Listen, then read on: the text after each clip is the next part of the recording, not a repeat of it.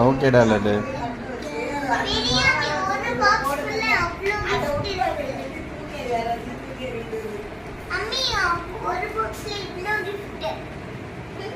அதில் அந்த ப்ரஷ் இருக்குல்லடா லட்டு, அது நிறைய டிஃப்ரெண்ட்டாக இருக்கும் அந்த ப்ரஷ்ஷு. சரியா?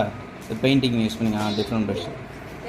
ஒரு பாக்ஸ் என்னென்ன கொடுத்துருங்க டாக்டர் கிட்ட வேலை பார்க்குறேன்னா அங்கே நான் போட்டா கிட்ட அவங்க கலர் அடிக்க சொன்னால் நான் அடிச்சு கொடுத்தேன்.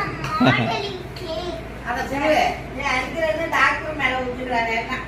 ஒன்று கொடுப்பா எனக்கு, என் பேச்சு கொடுத்தாங்க பாருங்கன்னு சொல்கிறேன்.